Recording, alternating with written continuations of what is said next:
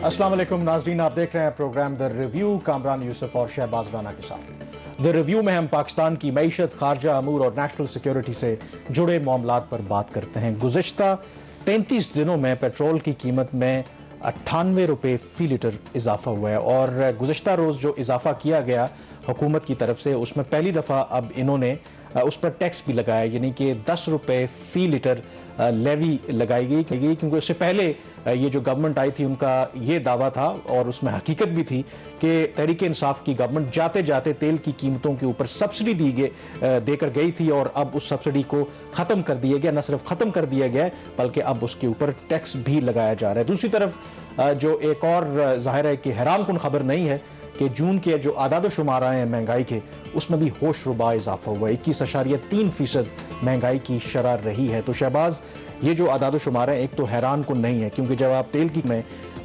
33 दिनों के अंदर 98 रुपये फ़ी लीटर इजाफा करेंगे, महंगाई का तूफान तो आना ही आना है। अब सवाल इसके अंदर ये है कि ये तो जो फाइनेंशियल ईयर है पिछला, वो तो क्लोज हो गया, आज नए फाइनेंशियल ईयर का पहला साल है। मुझे लगता है कि शायद मुश्किलात जो हैं वो मजीद इसमें मेरे ख्याल में इजाफा होगा, एटलीस्ट कमी नहीं होगी आने वाले महीनों में। देखिए, माली साल 2022-23 का बिल्कुल आगाज़ आज हो गया है और 3 से 4 माह अभी कम अज़ कम इसी तरह के हालात रहेंगे। महंगाई की जो शरह का आपने जिक्र किया, इसमें जो पेट्रोलियम मसनूआत की कीमतों में कल रात इजाफा हुआ है, उसका इम्पैक्ट शामिल नहीं है, क्योंकि ये जून के नंबर्स हैं। जब 2021-22 का माली साल का आगाज़ हुआ था तो शौकत तरीन साहब एक बहुत जोशीले वज़ीर ख़जाना थे। उस वक्त पाकिस्तान की तकदीर बदलना चाहते थे। पाकिस्तान के लिए 6% ग्रोथ का उनका हदफ था और IMF को वो एक सबक सिखाना चाहते थे कि बेहतरीन मुज़ाकरात कैसे किए जाते हैं। जून 2021 में ही उन्होंने IMF के साथ मुज़ाकरात का एक राउंड किया, नाकाम हुआ। अक्टूबर में दोबारा IMF से मुज़ाकरात किए, फिर जाके नवंबर में कुछ शराइत मानी और जनवरी फरवरी में उसको इम्प्लीमेंट किया। और जब माली साल 2021-22 का कल इख्तिताम हुआ तो ये वो साल था जिसमें पाकिस्तान बड़ी मुश्किल से दिवालिया होने से बचा है। जो हालात पैदा करके गई थी PTI की हुकूमत, वो याद रखा जाएगा कि 21-22 के माली साल के दौरान पाकिस्तान के दिवालिया होने के खतरा था, वो बहुत ज़्यादा बढ़ गया था। और आलमी जो बैंक्स थी, कमर्शियल बैंक्स, वो पाकिस्तान की जो लेटर ऑफ क्रेडिट थे इंपोर्ट्स के लिए, उसको कंफर्म नहीं कर रहे। लेकिन यहाँ पे मैं आपकी बात ज़रूर काटूंगा। तहरीक इंसाफ वाले तो ये कहते हैं, क्योंकि जब उनकी गवर्नमेंट गई मार्च में तहरीक अदम एतमाद के नतीजे में, उससे पहले तक तो सब कुछ ठीक चल रहा था। जो वो कहते हैं कि खराबी आई, वो उसी वजह से आई जब तहरीक अदम एतमाद लाई गई। सो कॉल्ड जो रजीम चेंज फॉरेन कॉन्स्पिरेसी की वजह से हुआ, उस मुदाखलत की वजह से वो कहते हैं कि मुल्क के अंदर बेयकीनी की सी सूरत हाल पैदा हुई। अगर आज वो गवर्नमेंट में होते तो शायद हालात मुख्तलिफ होते। उसके बावजूद कहते हैं कि जो पिछला माली साल है 6% की ग्रोथ हमने अचीव की, टैक्स कलेक्शन आगे चल के हम बात भी करेंगे, वो भी हमने अचीव किया। वो तो अपनी तरफ से कहते हैं कि बड़ी ज़बरदस्त तरक्की हो रही थी। सारी खराबी जो है ये इन 2-3 माह में हुई है। कोई मिस्टर टॉम और मिस्टर स्मिथ थे जो सारी ग्रोथ को फाइनेंस कर रहे थे। पाकिस्तान की अपनी हुकूमत की ये कोई इन्वेस्टमेंट लेड पॉलिसीज नहीं थी जिसकी वजह से इकोनॉमिक ग्रोथ हो रही थी। लेकिन चूंकि अब आपने बात की है तो मैं थोड़ी सी रियलिटी चेक एक दे देते हैं। नाज़रीन, माली साल 21-22 जब खत्म हुआ है तो पाकिस्तान की तारीख में शायद ये पहला साल होगा रिसेंट हिस्ट्री में कि जब रुपए की कदर में 30% एक साल में कमी हुई है।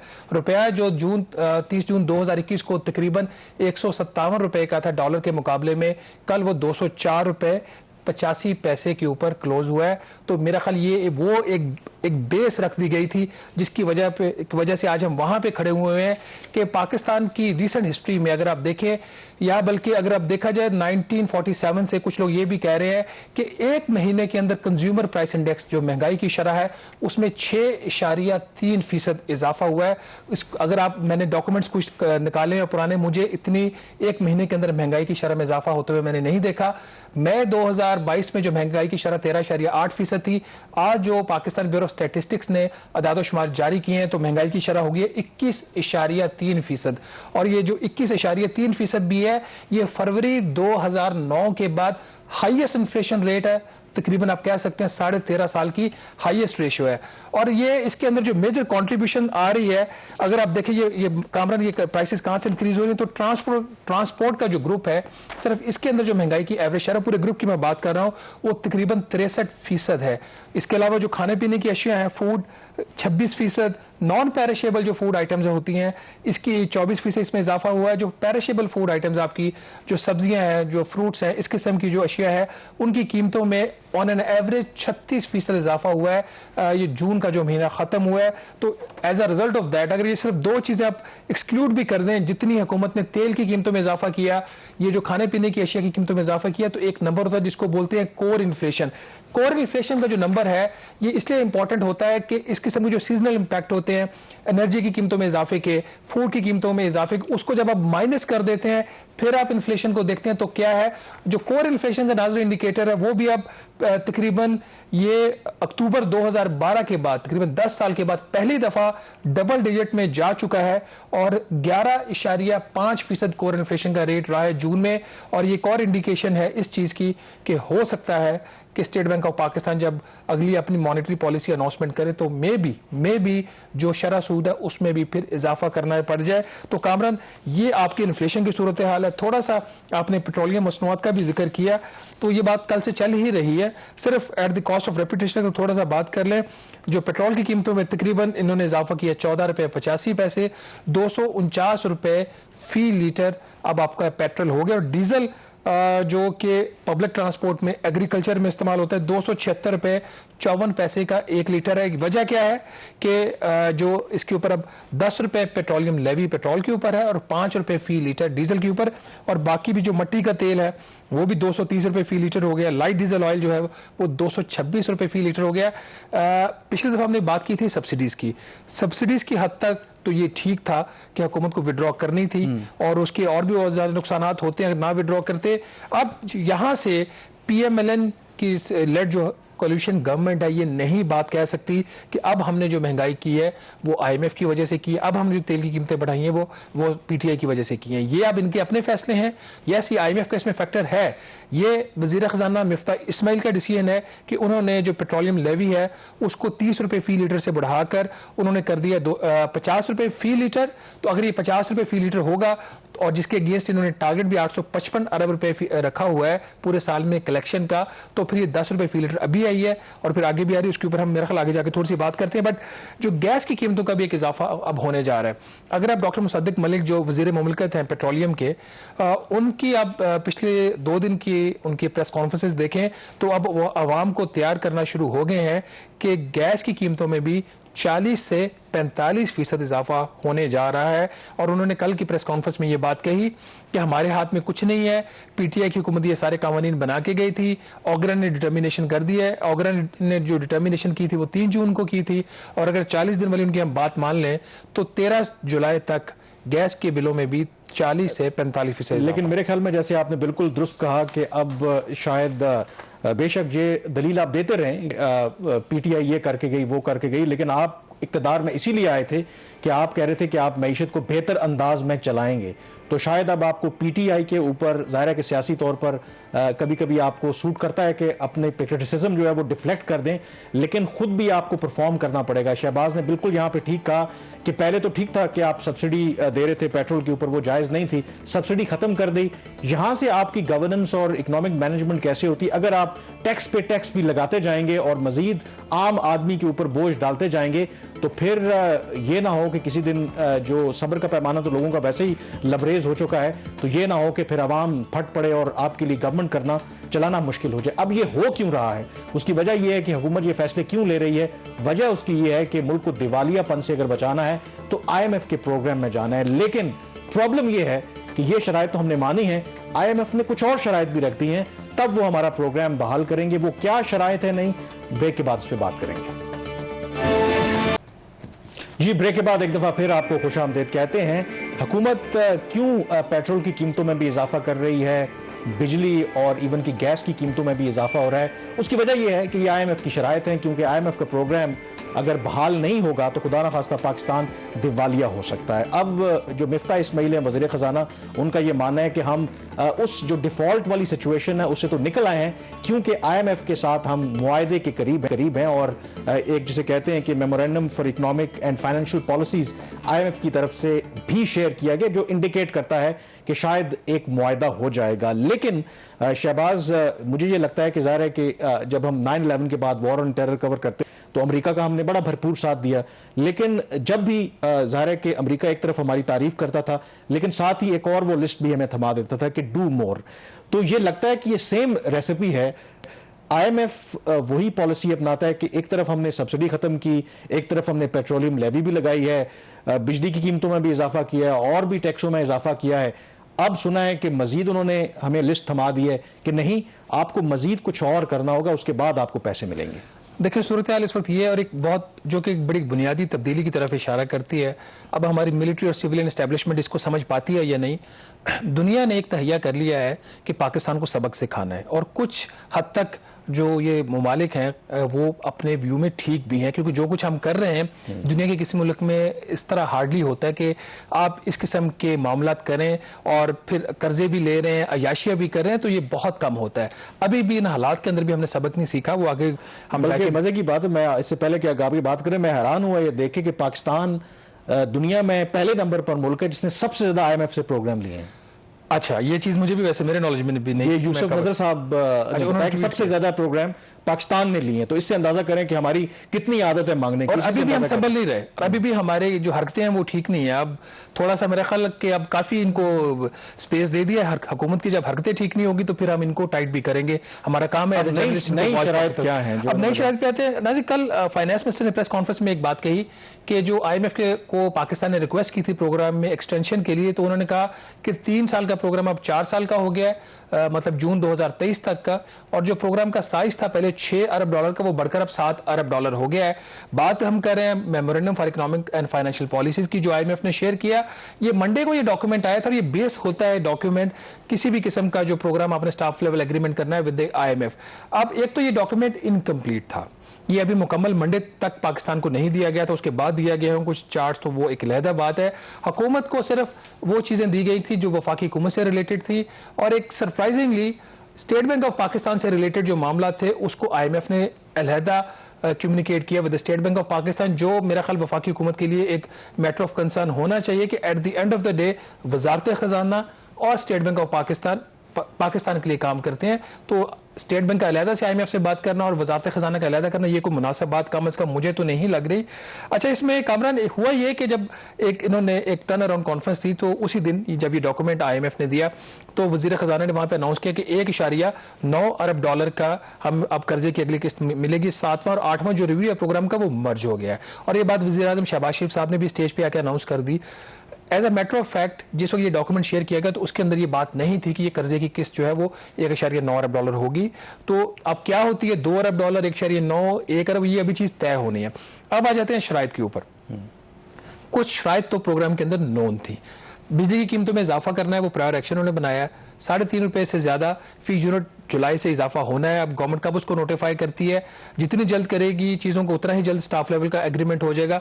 दूसरा इसके अंदर पेट्रोलियम लेवी का था कि आपने ₹10 फी लीटर अगस्त में भी इजाफा करना है पेट्रोलियम लेवी में, और पेट्रोल के ऊपर ₹5 फी लीटर आपने करना है डीजल के ऊपर। और इसके लिए IMF ने कहा है कि आप हमें वफाकी काबीना का जो फैसला है वो लेके दें, ये एक और उनकी तरफ से शर्त है। फिर बजट की अप्रूवल की कंडीशन थी, वो हमने मीट कर दी है। अब उसको वो देखेंगे कि जो बजट अप्रूव हुआ है, जो टेबल्स पाकिस्तान के साथ MEFP के डॉक्यूमेंट में शेयर किए गए, क्या ये उसी लाइन पे उसके मुख्तलिफ तो नहीं है। 2 चीजें इसके अंदर कामरान ऐसी आई हैं जो मेरा ख्याल के थोड़ा सा हुकूमत के लिए भी सरप्राइज था। एक इसके अंदर यह एक स्ट्रक्चरल बेंचमार्क आया कि दिसंबर 2022 तक पाकिस्तान ने पेट्रोलियम मसनूआत की कीमतों को डीरेगुलेट करना है। मकसद यह कि जो हुकूमत, जिस तरह कल वजीर खजाना ने आके अनाउंसमेंट की, प्राइम मिनिस्टर ने अप्रूवल दिया, इसमें हुकूमत का किरदार खत्म हो जाएगा। जो भी प्राइस होगी आलमी मंडी में आपकी, और फिर आपका एक्सचेंज रेट होगा, उसको ट्रांसलेट करके वो पेट्रोलियम की जो मार्केटिंग कंपनीज हैं वो उसको तय करेंगी, और ऑटोमेटिकली वो पास ऑन होता रहेगा। हुकूमत का जो रोल होगा will be to an extent of, जो उसके ऊपर टैक्सेशन का पार्ट है वो हुकूमत का है, वो जितना वो लगाना चाहे या ना लगाना चाहे। बाकी हुकूमत के किरदार खत्म करने की IMF ने बात की है। ये एक मेरे ख्याल मतलब ये है कि जिस तरह अब 15 रोज के लिए एक कीमत तयन कर दिया गया है, अगर कंप्लीटली गवर्नमेंट का असर रसूख खत्म हो जाता है तो हर रोज जिस तरह डॉलर और रुपए की कदर में तब्दीली आती रहती है, तो इस तरह आप पेट्रोल स्टेशन जाएंगे तो ऐन मुमकिन है कि जो कल जिस कीमत पर आपने पेट्रोल डलवाया आज उसमें रद्दोबदल होगा, और वो कंप्लीटली जो ऑयल कंपनीज हैं वो डिटरमिन करेंगी। इसका ये मतलब है? इसका बिल्कुल ये मतलब, अब ये डेली बेस पे करते हैं या कैसे करते हैं। अभी एक आपका जो आपकी जो हाई ऑक्टेन जो होता है उसमें हुकूमत का कोई रोल नहीं है। अच्छा, जो हाई ऑक्टेन की आप जाके डलवाते हैं पेट्रोल पंप के ऊपर वो डीरेगुलेटेड है, वो ऑयल मार्केटिंग कंपनी वो खुद डिसाइड करती है। तो एचओबीसी जब आप यूज करें, ऐसे तो खैर हाई ऑक्टेन तो ज़ाहिर है कि बड़ी गाड़ियां, ये जो बड़ी सोफिस्टिकेटेड, ज़ाहिर है उसमें ही लोग डलवाते हैं, बट एक डीरेगुलेटेड मैकेनिज्म आपके पास मौजूद मतलब है, एक प्रोडक्ट जो है पहले ही ऑलरेडी हो चुकी है, तो उस पैटर्न के ऊपर ये हो सकता है। और मेरा ख्याल ये अच्छी चीज है, हुकूमत को चाहिए कि बजाय इसको दिसंबर के करने के इसको पहले कर ले, इसमें हुकूमत का ही फायदा, इनके ऊपर प्रेशर जो है गवर्नमेंट ये कर सकती है, क्योंकि उसके मुकाबले में जब बिल्कुल आपका इख्तियार खत्म हो जाएगा तो फिर तो इंटरनेशनल मार्केट में जब बिल्कुल प्राइसेस कभी ऊपर जाएंगी तो वो उसका जो इम्पैक्ट है, लोग कैसे मतलब ब्लेम तो लोग गवर्नमेंट को ही देंगे इसमें हुकूमत को जो काम करना है अपनी मैनेजमेंट को बेहतर करना है, जो रुपए की कदर है इसको बेहतर करना है। अब 205 रुपए के ऊपर आपको $1 मिलता है, तो आप आलमी मंडी में तेल की कीमत आपकी $90 फी बैरल भी हो जाए तो आपको कोई मेजर रिलीफ नहीं मिलने वाला, क्योंकि आपने रुपए की कदर में इतनी कमी कर दी है। और अगला माली साल जो है, जिसका भी हम जिक्र भी करेंगे बजट का आगे, उसका जो बजट बना है, जैसे एफबीआर का रेवेन्यू का हदफ है, वो एवरेज रेट जो लिया गया है एक्सचेंज रेट, वो 212 रुपए का लिया गया है। तो इसका मतलब ये है कि फिर रुपया इसी लेवल में रहेगा बाय एंड लार्ज। आईएमएफ के साथ प्रोग्राम बहाल होने के बाद भी, हाँ, और अगर कुछ दोस्त ममालिक आपकी मदद कर भी देते हैं, उसके बावजूद डॉलर जो है वो अब ऊपर ही रहेगा, उसमें कोई बहुत ज्यादा, कुछ लोग समझ रहे हैं कि शायद ये नीचे ले आएंगे। 220 की भी बात हो रही है, 228 की भी बात हो रही है, मतलब वो छोड़ें, वो सारी बातें हम नहीं करते क्योंकि सेंसिटिव मैटर हुकूमत को ज्यादा। वैसे आज अब टाइम आ गया कि इनको थोड़ा सा इनको लेके जाए रियलिटी चेक की तरफ। दूसरा इसके अंदर जो चीज है कि जो एक नई शर्त आई है कि करप्शन के हवाले से आईएमएफ ने अब एक नया मुतालबा किया है कि एक टास्क फोर्स बनाई जाए, हुकूमत एक टास्क फोर्स बनाए और जो पाकिस्तान के अंदर करप्शन खत्म करने के जो कवानीन है उनको रिव्यू किया जाए। अब ये एक ऐसी चीज है, ये मेरा ख्याल थोड़ी सी सरप्राइजिंग थी हुकूमत के लिए, क्योंकि ये हुआ क्यों है। मेरे जरा ये बता रहे हैं कि जो नैब के कानून में कुछ तरमीम की गई है, इसके ऊपर आईएमएफ के कंसर्न्स हैं, क्योंकि अच्छा अब सवाल यह है कि क्या ये चीज आपके डॉक्यूमेंट में है, प्रोग्राम के डिजाइन में है। प्रोग्राम जो हमने एग्री किया था जुलाई 2019 वाला, उसके डॉक्यूमेंट में इससे रिलेटेड कोई चीज नहीं है। मेरी कुछ लोगों से बात ये हुई है, वो ये कह रहे हैं कि एक जो कंडीशन आईएमएफ के प्रोग्राम के डॉक्यूमेंट के अंदर है वो ये है कि पाकिस्तान ने जो आईएमएफ की ग्रे लिस्ट है उसे एग्जिट करना है। ठीक है, अब उसकी एक डेडलाइन थी मार्च 2022 की, अब वो हम नहीं कर सके, वो एक्सटेंड हो जाएगी। अब जो नया एमईएफपी आएगा, अब उसका ऑन साइट विजिट तो होने वाला है अगले 1-2 माह में। तो उनका ये कहना है कि चूंकि एफएटीएफ के जो डोमेन में मनी लॉन्ड्रिंग भी आती है और टेरर फाइनेंसिंग भी आती है, तो नैब के कानून में जो तब्दीलियां आई हैं उसकी वजह से जो element of money combating money laundering जो है वो कंप्रोमाइज हो रहा है। इस वजह से आईएमएफ के कंसर्न, और एक बात ध्यान में रहे कि आईएमएफ जो है और वर्ल्ड बैंक दोनों ये एफएटीएफ के ऑब्जर्वर मेंबर्स हैं, मुकम्मल मेंबरशिप नहीं उनके पास, दे आर ऑब्जर्वर्स, तो दे पार्टिसिपेट, दे लिसन। और दूसरा फिर आपको पता है कि आईएमएफ को, वर्ल्ड बैंक को कौन कंट्रोल करता है, तो कौन कंट्रोल, ये एक ऐसी चीज है या वेस्ट है, दे वर्क इन टेंडम। लेकिन इसके अंदर एक जो चीज है, इस लिहाज से तो ये लगता है कि दो के इमरान खान साहब कहते हैं कि मुझे अमेरिका ने साजिश करके हटाया। इस मामले में तो आईएमएफ और इमरान खान एक पेज पे लगते हैं, क्योंकि इमरान खान साहब भी, आपको पता है कि ये जो नैब कवानीन में तरमीम की गई हैं वो सुप्रीम कोर्ट में मतलब आप साजिश वाली बात है। अयाज अमीर साहब की जो कल की वो स्पीच थी, वो सुन ले तो आपको पता चल जाएगा कि उन्होंने क्या कहा, हम उसको रिपीट नहीं करते। बट ये जो नैब ऑर्डिनेंस में कुछ तरमीम आई हैं उसमें मेरे भी थोड़े से कंसर्न एक दो चीजों के ऊपर है। कुछ चीजें तो by the way in principle, कुछ चीजें नैब का जो 1999 वाला कानून है वो गलत है उसके अंदर। अब एक बंदे को गिरफ्तार कर लिया जाता है, उसके खिलाफ सबूत है कोई नहीं, उसको सालों जेल में रखा जाता है, पॉलिटिकल विक्टिमाइजेशन हो रही है, तो ये ड्रामा भी खत्म हो जाना चाहिए।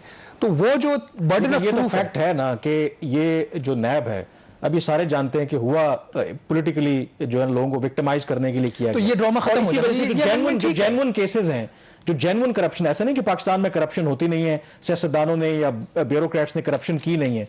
प्रॉब्लम उसके अंदर यह है कि जब आप उसको एज अ पॉलिटिकल टूल के तौर पर इस्तेमाल करते हैं, तो जेन्युइन जो केसेस होते हैं तो उस पर भी लोग सवाल उठाते हैं। तो मेरे हिसाब से इफ आई एम मतलब ऑनेस्टली अपना ओपिनियन हो, तो नैब ने अपना किरदार उस तरह से कहने को तो सो कॉल्ड वो एक इंडिपेंडेंट इदारा है, बट सबको पता है नैब बिल्कुल इंडिपेंडेंट इदारा नहीं है। कोई माइंड करता है तो करता रहे, कोई माइंड करता है तो करता रहे, किसी ने कोई प्रेस रिलीज देनी है तो देता रहे। नैब एज अ टूल इस्तेमाल किया है हर हुकूमत ने, बिल्कुल। ठीक है। तो ये हमें कोई मत बताए कि नैब इंडिपेंडेंट है। अब अगर ये इंडिपेंडेंट होता तो आज शायद खाकान अब्बासी के ऊपर ये कुछ साबित कर चुके होते, आज मिफ्ता इस्माइल के ऊपर कुछ साबित हो चुका होता। अब इसके अंदर एक और जो चीज है, इन्होंने जो कलेक्टिव डिसीजन मेकिंग होती है हुकूमत की, जैसे आपकी कैबिनेट है, executive committee of national economic council है जहां पे बड़े तरक्याती मंसूबे अप्रूव होते हैं, ईसीसी इक्तिसादी राब्ता कमेटी, उसको अगर नैब के डोमेन से निकालें तो ये भी ठीक कर रहे हैं। अब प्रॉब्लम ये आ जाता है कि करप्शन को जो एज अ सब्जेक्ट अगर आप नैब के डोमेन से निकाल के एफआईए को देंगे तो उस पर कुछ कंसर्न्स होंगे। और एक और जो अमेंडमेंट हो सकती है या हो चुकी है वो ये कि आप जब एंटी मनी लॉन्ड्रिंग का कानून है 2010 वाला, जिसमें वक्तन फोक्तन तरमीम आती रहती है, अगर उस कानून में तरमीम करके नैब का लफ्ज वहां से हटा देते हो मनी लॉन्ड्रिंग के लिए और वो सब्जेक्ट आप सिर्फ एफआईए तक रिस्ट्रिक्ट करते हैं तो then that is a problem. और यहां पे मैं आपको खबर दे दूं कि ये फिर सिर्फ आईएमएफ की तरफ से प्रॉब्लम नहीं होगा, ये फिर एफएटीएफ की तरफ से भी प्रॉब्लम होगा। तो जो लोग ये समझते हैं कि ऑन साइट विजिट जो होने वाला है जिसके बाद एफएटीएफ की ग्रे लिस्ट से हम निकल जाएंगे, मैं उनको खबरदार कर रहा हूं कि जरा एहतियात कीजिएगा। नहीं, मेरे ख्याल में ये तो पहले भी हम जिक्र कर चुके हैं कि जो सेंसिबल लोग हैं, जो सीनियर वॉइसेस हैं, जो सिस्टम को समझते हैं, वो पहले ही खबरदार कर रहे हैं कि हमें प्री मैच्योरली जो है ना वो मिठाइयां नहीं बांटनी चाहिए। जब तक ये जो बात है ना हो नहीं जाता उस वक्त तक कुछ भी कहना कबलस। मनी लॉन्ड्रिंग के ऊपर काफी संजीदा है जो एफएटीएफ है, तो अगर कुछ कानून में तरमीम आती हैं तो फिर प्रॉब्लम है। ये जो एक क्विक जो कमेंट है, ये जो करप्शन के हवाले से कवानीन है, ये प्रायर एक्शन नहीं है, ये स्ट्रक्चरल बेंचमार्क में हर्डल नहीं। मेरा ख्याल ये वाला शायद प्रायर एक्शन होगा, ये प्रायर एक्शन मेरा ख्याल ये प्रायर एक्शन होगा, वो लॉ के आपके रिव्यू करना चाहते तो इसका मतलब ये है कि क्विकली ये जो एक मसला तो ये भी है ना कि हम तो जून में तवक्को कर रहे थे कि शायद आईएमएफ से प्रोग्राम बहाल हो जाए। ये अगर सारे काम वो करते हैं तो कितना टाइम चाहिए हमें? देखिए, जो आईएमएफ ने इनको बताया है, जो मेरे जराये ने बताया, आईएमएफ ने आपसे मजीद 6 हफ्ते मांगे हैं। इस 6 हफ्ते के दौरान स्टाफ लेवल का जो मुआहिदा है वो तो शायद हफ्ते में हो जाए, 10 दिन में हो जाए। That will give the first positive signal to the markets, वो ठीक है। उसके बाद जो अगला सफर है जिसके तहत आपने जो प्रायर एक्शन कंप्लीट करने हैं, बाकी चीजों पे एग्रीमेंट करना है, फिर जो ये सारे दस्तावेजात हैं ये आपने आईएमएफ के बोर्ड को सर्कुलेट करने हैं, उनको 2 हफ्ते का टाइम देना है।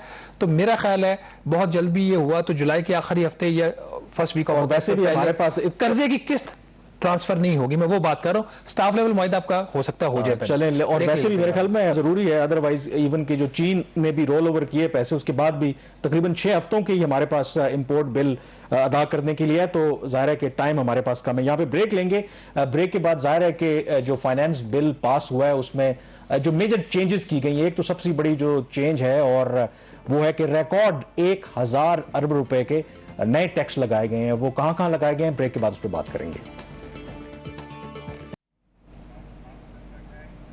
जी, ब्रेक के बाद एक दफ़ा फिर आपको खुशामदीद कहते हैं। बजट फाइनली जो है वो अप्रूव हो गया इसी हफ्ते कौमी असम्बली से, और ज़ाहिर है कि बजट से पहले भी एक बड़ी ज़बरदस्त तस्वीर भी हमने देखी कि शहबाज शरीफ साहब वज़ीर आज़म और जो अपोजिशन लीडर हैं राजा रियाज, उनके साथ मुलाकात कर रहे थे और बड़ा मेरे ख्याल में हसीन इम्तजाज था कि किस तरीके से हुकूमत और अपोजिशन जो है वो मिलकर इस अहम कौमी मामले के ऊपर लेकर मामलात को आगे चल रहे थे। और बगैर किसी मेरे ख्याल में सिलसिला शुरू हुआ, मिफ्ता साहब ने बड़े सुकून से एक तो बजट तकरीर की 10 जून को, उसके बाद सुकून से ये बजट पास भी हो गया है।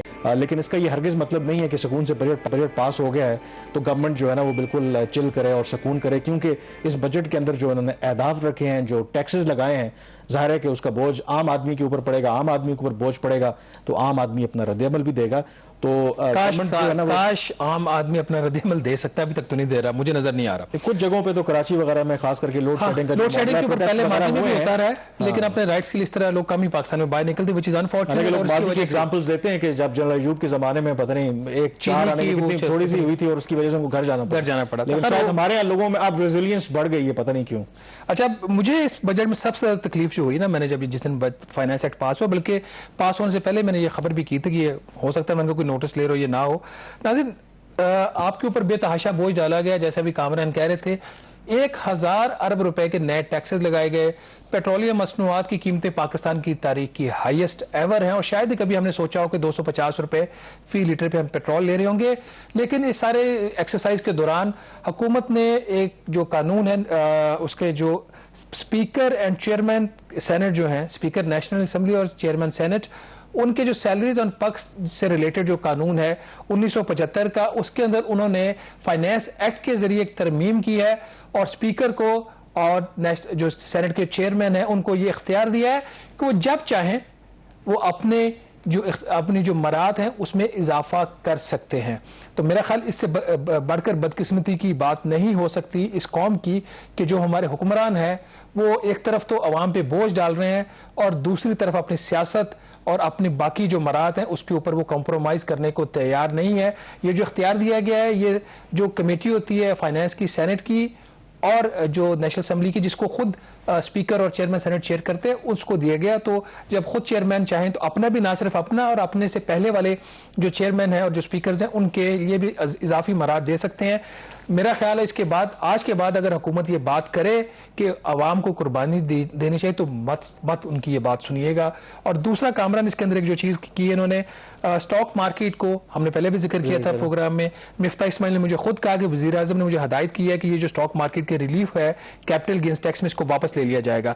जो फाइनल बजट अप्रूव हुआ है उसके अंदर ये रिलीफ मौजूद है। तो तकरीबन 8 अरब रुपए की एक अंदाजे के मुताबिक उनको ये रिलीफ दी गई है। तो क्या सैलरीड क्लास से ऊपर जो आपने 80 अरब रुपए का इजाफी बोझ डाला, कि आपने इसलिए डाला था कि आप speaker national assembly, chairman senate और स्टॉक मार्केट के जो बिलियनियर्स हैं उनको आप टैक्सों में छूट दें? तो मेरा ख्याल हुकूमत को अपने जो इकदाम है उसके ऊपर गौर करना चाहिए। अब मेन बजट के ऊपर आ जाते हैं। कुछ तकरीबन 9,600 अरब रुपए का इन्होंने बजट पास किया है। उसके जो मेजर खदोखाल हैं, कुछ अखराजात में ऊपर नीचे चीज़ें हुई हैं। आपका चूंकि दिफा आपका एक सब्जेक्ट है तो विद योर परमिशन, दिफाई बजट जो 10 जून को पेश हुआ था वो 1,526 अरब रुपए का था। उसको फिर अब हमने जो फाइनल बजट पास किया उसको बढ़ाकर कर दिया गया 1,567 अरब रुपए। सिर्फ 3 हफ्ते के दौरान हमने उनको 44 अरब रुपए का रफली इजाफी बजट दे दिया है। 3 हफ्तों के दौरान ऐसा क्या हुआ है कि बजट में इजाफा करना पड़े? क्योंकि ओवरऑल जाहिर है कि वैसे तो, और पहले भी इजाफा उनका जो पिछले साल का बजट था वो 1,373 अरब रुपया था ओरिजिनल। उसके ऊपर फिर ये 1,526 अरब रुपया और फिर अब 1,567 अरब रुपया हो गया।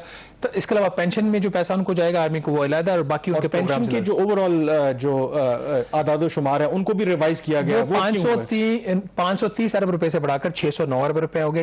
मेरा ये ख्याल है, IMF का मेरा ये ख्याल है कि दोनों डिफेंस वाला भी और पेंशन वाला भी, मेरा ख्याल है IMF के कहने पे इसलिए रिवाइज हुए नंबर्स कि ये नंबर जो पहले थे वो रियलिस्टिक नहीं थे। जो तनख्वाहों के ऊपर अखराजात थे और पेंशन के अखराजात थे वो दोनों अंडरस्टेटेड थे। तो प्रोबेबली ये जो 1567 है इसके बाद आई होप कि इनको supplementary grant during the course of the year for the purposes of paying salaries ना लेनी पड़े। तो अगर तो इसलिए हुआ तो फिर तो ठीक है, वरना ये इजाफा हो गया है। थोड़ा सा मेरे ख्याल टाइम हमारे पास कम है। 1-2 चीज़ और हमें डिस्कस करनी थी। जो तनख्वाहदार तबके की हमने बात कर ली, 80 अरब रुपए का उनके ऊपर इजाफी बोझ डाला गया, जिसमें एज कम्पेयर टू 10 जून के जो थे, पिछले प्रोग्राम में हमने डिटेल में इसके ऊपर बात कर ली थी। सुपर टैक्स एक जो था, हुकूमत ने 2 टैक्सेस लगाए थे। अगर 15 करोड़ रुपए से आपकी ज्यादा आमदन है तो 1% से लेके 4% तक सुपर टैक्स। वज़ीर आज़म शहबाज शरीफ साहब ने यह अनाउंस किया था ऑन द स्टेज कि ये 1 साल के लिए सुपर टैक्स होगा, लेकिन जो कानून पास हुआ है उसके अंदर जो सुपर टैक्स है वो 2022 और ऑनवर्ड्स लगा दिया गया है। तो एक जो पाकिस्तान बिजनेस काउंसिल का जो खदशा था वो दुरुस्त साबित। अमूमन हमारे यहाँ जब टैक्स लगते हैं तो फिर वो उसमें कुछ सनसेट क्लॉज नहीं होती, फिर वो लगे रहते हैं। वो जो ऊपर वाले जो 13 सेक्टर्स हैं जिनका हम बड़ी तफसील से जिक्र कर चुके हैं, उसके ऊपर 10% 1 साल के लिए, ताहम फिलहाल ये 1 साल के लिए। अगले बजट में क्या होता है क्या नहीं होता, तो इससे मेरे ख्याल में ये भी अंदाजा होता है कि हुकूमत को भी और जो बजट बनाने वाले हैं उनको अंदाजा है कि शायद अगले 1 साल हालात तो हमारे ठीक होने वाले नहीं है, तो ये मजीद हमें मेरा ख्याल सुपर टैक्स है वो नहीं, वो बात करना ही था तो अगले बजट में कर लेते ना, कम से कम वज़ीर आज़म तकरीर की लाज रख लेते। बिल्कुल सही। वज़ीर आज़म पाकिस्तान के को जो उनकी बात होती है उसकी कोई अहमियत होती है। तो अगर वज़ीर आज़म पाकिस्तान की बातों को इन्होंने हवा में उड़ाना है वज़ीर ख़जाना ने और चेयरमैन FBR ने, तो मेरा ख्याल फिर ये शहबाज शरीफ साहब के सोचने वाली बात है कि वो कर क्या रहे हैं और फिर अपने ऐलानात करने से पहले जरा सोच लिया करें। और इसी तरह इन्होंने 1-2 और जो कामरान चीजें, 1-2 और उम्रा को इन्होंने एक रिलीफ दी और एक जगह पे टाइट किया है।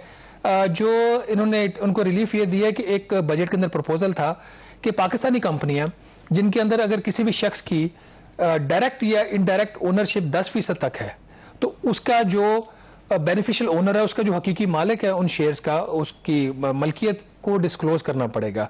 तो उम्रा का प्रेशर आया कि जी हम अपने हिसाब पूरे नहीं दिखाना चाहते अभी तो वो जो 10% वाली लिमिट थी उसको इन्होंने बढ़ा के कर दिया 25%। तो अगर आपके पास 24% हिसाब किसी कंपनी में है तो बताने की जरूरत नहीं है कि ये किसके हैं। तो ये इन्होंने काम किया और थोड़ा सा जो टाइट किया है इन्होंने, वो जो नॉन रेजिडेंट पाकिस्तानी की जो डेफिनेशन है कि कोई भी पाकिस्तानी मुल्क से बाहर 182 दिन के तकरीबन 6 माह से कम अरसा के लिए रहेगा तो फॉर द टैक्स पर्पसेस उसको हुकूमत जो है वो पाकिस्तानी रेजिडेंट कंसीडर करेगी। यहाँ पे ब्रेक लेते हैं। टैक्सों की आप बात कर रहे हैं तो जाहिर है कि फाइनेंशियल ईयर क्लोज हुआ है तो हमारे पास अब फाइनल आदाद शुमार भी आ गए हैं।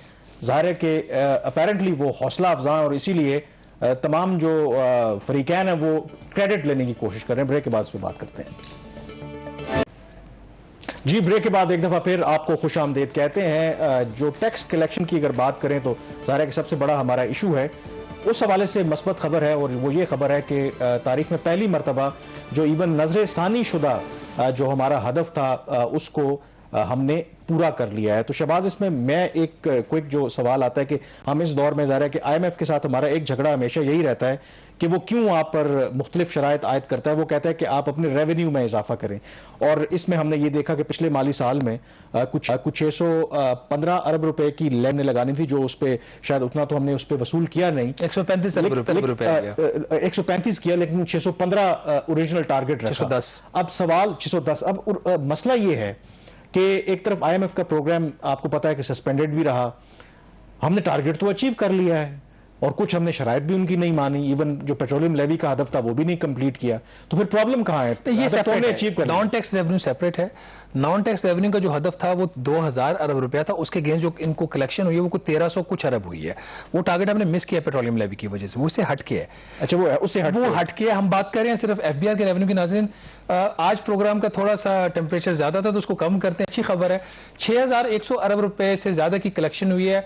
जब पिछले साल बजट पास हुआ था तो FBR का हदफ था 5829 अरब रुपया। IMF सेटिस्फाइड नहीं था। जनवरी में हुकूमत ने एक मिनी बजट लेके आई और एक 360 अरब रुपए के इजाफी टैक्सेस लगाए गए।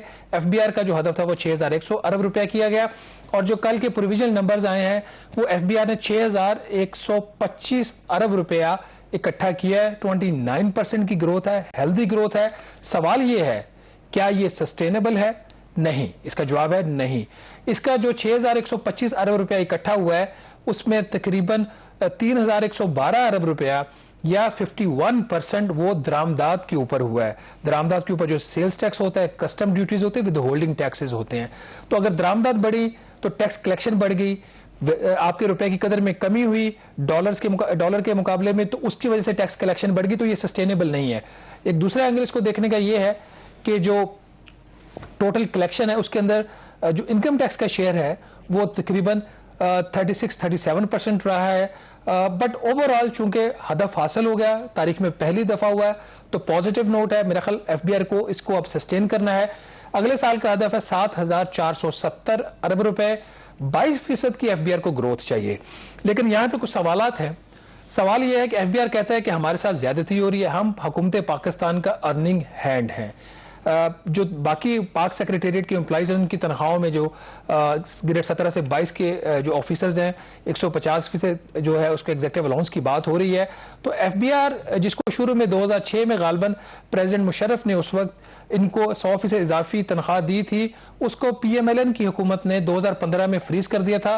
तो इनका जो इफेक्टिव एडिशनल इम्पैक्ट था वो सिर्फ 20% रह गया था 100% की बजाय। तो अब FBR के लोग थे वो हड़ताल पे चले गए। हमने पिछले प्रोग्राम में जिक्र किया था इस चीज का।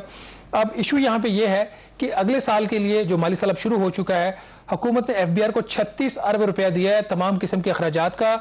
जो अगले साल का हदफ है उसका सिर्फ 0.4% बनता है, जो शायद दुनिया के कम तरीन इनके एक्सपेंडिचर्स होंगे। FBR की तरफ से यह मुतालबा है कि हमारी तनख्वाहों में जो ग्रेड 1 से 16 उसमें 100% इजाफा किया जाए और जो 17 से 22 वाले उनका 150% इजाफा किया जाए।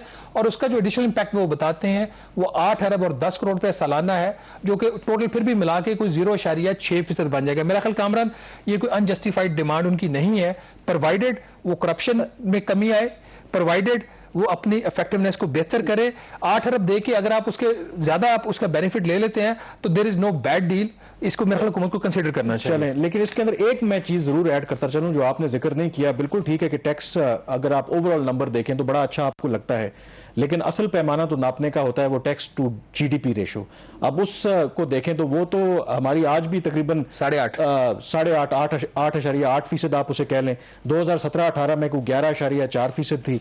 तो असल तो इसको नापने का पैमाना तो टैक्स टू जीडीपी रेशो होना चाहिए ना। अगर हम 2017-18 वाला भी मेंटेन रखते तो आज हमारा फिगर कहां पे होता। और तारीखी एतबार से मैं वो देख रहा था यूसुफ नजर साहब का एक ट्वीट, वो कह रहे हैं कि तारीख में हमने सिर्फ 96-97 में शायद close to 13% tax to GDP ratio हमने अचीव किया। अदरवाइज हम इसी 8-9 के उसमें घूमते रहे। वेरी क्विकली आपके लिए थोड़ा सा बात करनी है यूएस के एम्बेसडर के अभी। इसमें जो असल चीज है ना, ये एफबीआई का कसूर नहीं है, ये हुकूमत पाकिस्तान का कसूर है। जो आपका होलसेल, हुकूमत पाकिस्तान की बात कर रहा हूं ऑब्वियसली, होलसेल और जो ट्रेड सेक्टर है जो आपकी इकोनॉमी का तकरीबन 19% है, उसको आप रिटेलर्स को ले गए फिक्स टैक्स के अंदर। आप उनसे 3,000 रुपए, सॉरी 3,000 है शायद, 3,000 रुपए से लेके 3,000 रुपए से लेके 10,000 रुपए तक फिक्स्ड माहाना आप उनसे टैक्स लेके उनको छोड़ देंगे। ज्वेलर से आप 40,000 रुपए माहाना लेके छोड़ देंगे। जो एक्सपोर्टर्स है उसको आपके ग्रॉस रसीट का 1% लेके छोड़ देंगे। तो फिर टैक्स टू जीडीपी रेशो बढ़ेगी नहीं, कम होगी। तो यह हुकूमत को अपनी पॉलिसीज को देखना चाहिए। चलें, यहाँ पर इजाजत पहले आज हमने देखा कि अमेरिका ने कुछ अर्सा पहले जो पाकिस्तान में फुल टाइम नया सफीर तैनात किया था डोनाल्ड ब्लूम, उन्होंने बाकायदा तौर पर आज अपनी जो सिफारती असनात हैं वो सदर मुमलिकत जनाब आरिफ अलवी साहब को उन्होंने पेश किए और कुछ ब्रीफली उनके साथ उनकी इंटरेक्शन भी हुई है। और अगर आप ये देखें तो 2018 के बाद ये पहला मौका है जब अमेरिका ने पाकिस्तान के अंदर एक फुल टाइम सफीर मुकर्रर किया है। ये एक ऐसे मौके पर किया है कि जब ना तो अब अमेरिका की जो अफवाज हैं वो अफगानिस्तान के अंदर मौजूद हैं और अमेरिका और भारत के जो ताल्लुकात हैं वो एक स्ट्रेटेजिक नौयत इख्तियार कर चुके हैं। तो एक नया एरा है। अब इसमें देखते हैं कि पाकिस्तान और जो अमेरिका के ताल्लुकात हैं वो किस तरफ बैठते हैं। दूसरा इसमें जो इंटरेस्टिंग बात है कि हमारी जो गवर्नमेंट है, सदर ऑफिस है, उन्होंने बाकायदा तौर पर फुटेज भी रिलीज की, बाकायदा तौर पर तस्वीर भी जारी की। लेकिन पिछले महीने ही 14 जून को जो हमारे सफीर हैं मसूद खान, उन्होंने अपनी जो सिफारती असनात हैं वो भी पेश की थी अमरीकी सदर जो बाइडन को। लेकिन आज तक उसकी कोई तस्वीर भी सामने आई, कोई वीडियो भी नहीं आई। जो हमारे सिफारती हल्के हैं वो ये कह रहे हैं कि हुकूमत पाकिस्तान ने या जो हमारा सिफारती मिशन है वाशिंगटन में, उन्होंने दरख्वास्त की थी कि एक तस्वीर हमें दे दें। अभी तक जो अमरीकी हुकूमत है उन्होंने वो तस्वीर नहीं दी। बहरहाल प्रोग्राम द रिव्यू से इतना ही। मुझे कामरान यूसुफ और शहबाज राना को आप इजाज़त दीजिए। अल्लाह हाफिज़।